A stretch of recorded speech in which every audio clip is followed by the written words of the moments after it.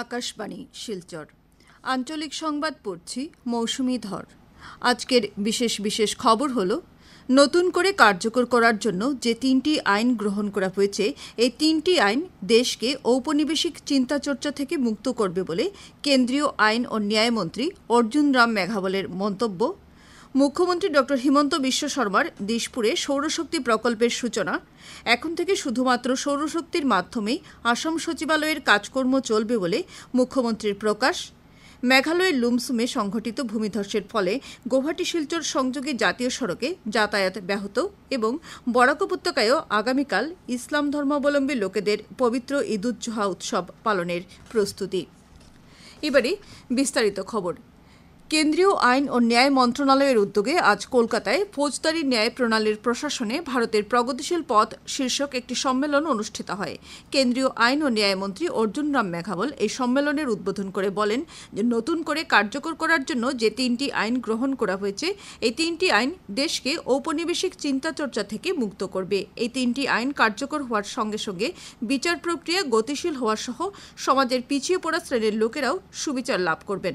উল্লেখ্য যে আগামী জুলাই মাস থেকে ভারতীয় ন্যায় সংহিতা 2023, ভারতীয় নাগরিক সুরক্ষা সংহিতা 2023 এবং ভারতীয় সাক্ষ্য অধিনিয়ম 2023 কার্যকর করা হবে। শ্রী মেঘাওয়াল আরও বলেন যে নতুন আইন তিনটি নিয়ে কিছু ভিত্তিহীন অভিযোগ উত্থাপন করা হচ্ছে। কোনো বিশেষজ্ঞ এবং রাজ্য সরকারগুলির পরামর্শ ছাড়াই এই নতুন আইন বাস্তবায়িত করা হচ্ছে বলে যে অভিযোগ উত্থাপন করা হয়েছে তা তিনি নাকচ করেন। উল্লেখ্য যে আগামী 1 জুলাই থেকে নতুনভাবে গৃহীত এই তিনটি আইন বলবৎ করা হবে। মুখ্যমন্ত্রী ডক্টর হিমন্ত বিশ্ব শর্মা আজ আসাম সচিবালয়ে সৌরশক্তি প্রকল্পের উদ্বোধন করেন। এই প্রকল্পের মাধ্যমে মাসে 3 লক্ষ ইউনিট বিদ্যুৎ উৎপাদন করে প্রচলিত শক্তির ব্যবহার হ্রাস করার লক্ষ্য নির্ধারণ করা হয়েছে। 12 কোটি টাকা ব্যয়ে নির্মাণ করা এই সৌর প্রকল্পটি উদ্বোধন করে মুখ্যমন্ত্রী বলেন যে এই প্রকল্পের মাধ্যমে আসাম সচিবালয় দেশের প্রথম সবুজ সচিবালয় হিসেবে পরিগণিত হয়েছে। এখন থেকে শুধুমাত্র সৌরশক্তির দ্বারাই আসাম সচিবালয়ের কাজকর্ম চলবে বলে উল্লেখ করে এই প্রকল্পের ফলে আসাম সচিবালয়ের প্রতি মাসে 30 লক্ষ টাকা বিদ্যুৎ মাশুল হ্রাস পাবে। ভাষণ প্রসঙ্গে মুখ্যমন্ত্রী বলেন যে রাজ্যের প্রধান চিকিৎসালয়, সরকারি কার্যালয় এবং বিশ্ববিদ্যালয়গুলোতেও শীঘ্র সৌরশক্তির ব্যবস্থা করা হবে। তিনি রাজ্যবাসীকে নিজেদের বাসগৃহে সৌরশক্তি প্যানেল বসানোর আহ্বান জানান। সৌরশক্তি ব্যবহারকারীদের প্রধানমন্ত্রী সূর্যঘর প্রকল্পের মাধ্যমে সরকার ভর্তুকি প্রদান করবে বলেও মুখ্যমন্ত্রী জানান। এদিকে মুখ্যমন্ত্রী অন্যান্য মন্ত্রী, বিধায়ক এবং প্রথম শ্রেণীর আধিকারিকদের আগামী 1 জুলাই থেকে ঘরোয়া বিদ্যুৎ মাশুল নিজেদেরকে পরিশোধ করার নির্দেশ দেন। মুখ্যমন্ত্রী আগামী বছরের 1 এপ্রিল থেকে রাজ্যের নিম্ন মধ্যবিত্ত এবং দুস্থ লোকেদের বিদ্যুৎ মাশুল 1 টাকা করে হ্রাস এবং পরবর্তীতে 2026 সালে অতিরিক্ত 50 পয়সা বিদ্যুৎ মাশুল হ্রাস করার লক্ষ্যে এগিয়ে যেতে বিদ্যুৎ বিভাগকে পরামর্শ দেন। অনুষ্ঠানে শক্তিমন্ত্রী নন্দিতা গার্লোসা সহ বিদ্যুৎ বিভাগের বিভিন্ন আধিকারিকরা উপস্থিত ছিলেন।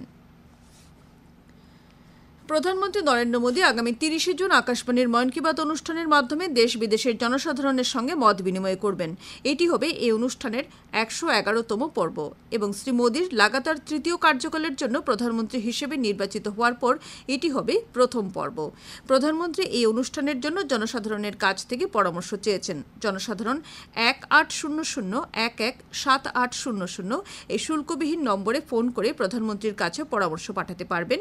একই সঙ্গে জনসাধারণ নরেন্দ্র মোদী অ্যাপ অথবা মাইগভ মুক্ত মঞ্চের মাধ্যমেও পরামর্শ প্রদান করতে পারবেন। অনুষ্ঠানটির আসন্ন পর্বের জন্য আগামী 28 জুন পর্যন্ত পরামর্শ গ্রহণ করা হবে। আকাশবাণী, দূরদর্শনের সব নেটওয়ার্ক সহ আকাশবাণীর ওয়েবসাইট এবং নিউজ অন মোবাইল অ্যাপের মাধ্যমেও এই অনুষ্ঠান প্রচার করা হবে। আকাশবাণী, দূরদর্শন, নিউজ, প্রধানমন্ত্রী কার্যালয় এবং তথ্য ও সম্প্রচার মন্ত্রণালয়ের ইউটিউব চ্যানেল যোগেও এই অনুষ্ঠান প্রচার করা হবে। আকাশবাণীতে প্রচার হওয়ার অব্যাহত পরে এই অনুষ্ঠানটির আঞ্চলিক অনুবাদও প্রচারিত হবে। প্রধানমন্ত্রী নরেন্দ্র মোদী আগামী 21 জুন আন্তর্জাতিক যোগ দিবসের পূর্বে আজ সামাজিক মাধ্যমে যোগে পদ্মহস্তাসনের একটি ভিডিও প্রচার করেছেন। ভিডিওটি শেয়ার করে প্রধানমন্ত্রী স্বাস্থ্যজনিত বিভিন্ন উপকারের জন্য এই আসনটি অনুশীলন করতে জনসাধারণের প্রতি আহ্বান জানান। ভিডিও ক্লিপটিতে হিন্দি এবং ইংরেজি ভাষায় এই আসনের বিভিন্ন উপকার এবং অনুশীলনের নিয়ম নীতি ব্যাখ্যা করা হয়েছে। শয়নকক্ষযুক্ত বন্দে ভারত রেলের পরীক্ষামূলক চলাচল আগামী 2 মাসের মধ্যে আরম্ভ করা হবে। বর্তমানে রেল বিভাগ Vande Bharat express chair car চলাচল অব্যাহত রেখেছে। কেন্দ্রীয় রেলমন্ত্রী অশ্বিনী বৈষ্ণব নতুন দিল্লিতে বলেছেন যে জনসাধারণ শয়নকক্ষযুক্ত বন্দে ভারত রেল চলাচলের জন্য দীর্ঘদিন থেকে দাবি জানিয়ে আসছেন। উল্লেখ্য যে বন্দে ভারত হচ্ছে দেশের প্রথম অর্ধ দ্রুতগামী রেল। কেন্দ্রীয় মন্ত্রী আরও বলেন যে আগামী 5 বছরে সরকার রেল পরিকাঠামো উন্নয়নের ওপর গুরুত্ব আরোপ করা সহ যাত্রীদের আরামদায়ক যাত্রার সুবিধা প্রদানে কাজ করে যাবে। তিনি বলেন যে গত 10 বছরে দেশে 35,000 কিলোমিটার রেলপথ নির্মাণ করা হয়েছে। নিম্ন আয়ের লোকেদের আরামদায়ক যাত্রার সুবিধা প্রদানেও সরকার গুরুত্ব আরোপ করেছে বলে উল্লেখ করে মন্ত্রী বলেন যে অমৃত রেলের নির্মাণ বৃদ্ধির জন্য প্রয়োজনীয় কাজ অব্যাহত রয়েছে। চলতি গ্রীষ্মকালীন সময়ে যাত্রী ভিড়ের প্রতি লক্ষ্য রেখে রেল বিভাগ সারা দেশে প্রায় 20,000টি অতিরিক্ত রেল চলাচল আরম্ভ করেছে। খবর প্রচারিত হচ্ছে আকাশবাণী শিলচর কেন্দ্র থেকে। বিগত কয়েকদিনের ভারী বৃষ্টিপাতের ফলে শিলচর গুয়াহাটি সংযোগী 6 নম্বর জাতীয় সড়কের লুমসলুম এলাকায় ভূমিধসের ফলে যাতায়াত ব্যবস্থা ব্যাহত হচ্ছে। ওই সড়ক দিয়ে যানবাহন চলাচল ব্যাহত হয়ে পড়ায় জনসাধারণ অসুবিধার সম্মুখীন হচ্ছেন। এদিকে পূর্ব জয়ন্তীয়া পার্বত্য পুলিশ সূত্রে জানানো হয়েছে যে বর্তমানে 6 নম্বর জাতীয় সড়কের ধসপ্রবণ এলাকার একদিকে ধস সরানো হয়েছে এবং যানবাহনগুলোকে খুব সন্তর্পণে ওই স্থান পারাপারের নির্দেশ দেওয়া হয়েছে। এদিকে আবহাওয়া বিজ্ঞান বিভাগের রেড অ্যালার্ট জারি করা লামডিং বদরপুর রেলপথের ডিমাহাসা অঞ্চলের রেলপথসমূহে জল কাদা জমা হয়ে রেলপথ আবদ্ধ হওয়ার আশঙ্কায় উত্তর পূর্ব সীমান্ত রেলওয়ে আজ বেশ কয়েকটি ট্রেনের চলাচল বাতিল করেছে। আজ বাতিল করা ট্রেনগুলো হচ্ছে গুয়াহাটি শিলচর, শিলচর গুয়াহাটি, দুর্লভছড়া গুয়াহাটি, শিলচর রঙ্গিয়া এবং নিউ তিনসুকিয়া শিলচর এক্সপ্রেসের পরিষেবা বাতিল করা হয়েছে। আগামীকাল ট্রেন চলাচল স্বাভাবিক হওয়ার সম্ভাবনা রয়েছে বলে রেল সূত্রে জানানো হয়েছে। এদিকে ভারতীয় আবহাওয়া দপ্তর সূত্রে জানানো হয়েছে যে আগামী 20 জুন পর্যন্ত আসাম এবং মেঘালয়ের বিভিন্ন অঞ্চলে ভারী থেকে অতি ভারী বৃষ্টিপাতের সম্ভাবনা রয়েছে। বরাক উপত্যকায়ও আগামীকাল ইসলাম ধর্মাবলম্বী লোকেদের পবিত্র ঈদ-উজ-জোহা উৎসব পালন করা হবে। এই ঈদ-উজ-জোহাকে ত্যাগের উৎসব হিসেবেও পালন করা হয়। কাছাড় জেলায় ঈদ-উজ-জোহা উৎসব সুষ্ঠু ও শান্তিপূর্ণভাবে পালনের উদ্দেশ্যে জেলার বিভিন্ন স্থানে ম্যাজিস্ট্রেট নিয়োজিত করা হয়েছে। সে অনুসারে শিলচরের বিভিন্ন পুলিশ স্টেশন এলাকার জন্য চক্র আধিকারিক অরুণজ্যোতি দাসকে নিয়োজিত করা হয়েছে। অনুরূপভাবে তারাপুর শ্রীকোনা এলাকার জন্য সহকারী আয়ুক্ত জোনালী দেবী, রাঙ্গিরখাড়ি ন্যাশনাল হাইওয়ে ঘুঙ্গুর এলাকার জন্য সহকারী আয়ুক্ত লক্ষ্যজিৎ গগৈ, রংপুর মালুগ্রাম এলাকার জন্য সহকারী আয়ুক্ত বর্ণিকা চেতিয়া, সোনাই কচুদরম ও ধলাই থানা এলাকার জন্য চক্র আধিকারিক মারিয়া তানিম ও সিদ্ধার্থ কুমার, কাটিগড়া থানা এলাকার জন্য চক্র আধিকারিক রবার্ট টিউলোর এবং উদরবন্দ ও বরখলা থানা এলাকার জন্য চক্র আধিকারিক ঋতুরাজ বরদলৈকে নিয়োজিত করা হয়েছে।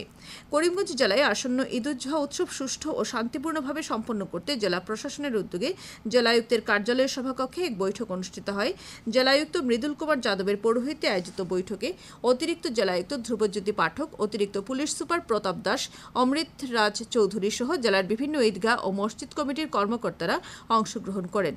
বৈঠকে জেলা আয়ুক্ত শ্রী যাদব শান্তিপূর্ণভাবে ঈদ-উজ-জোহা উৎসব উদযাপনের জন্য সবাইকে নিয়মনীতি মেনে চলার আহ্বান জানান।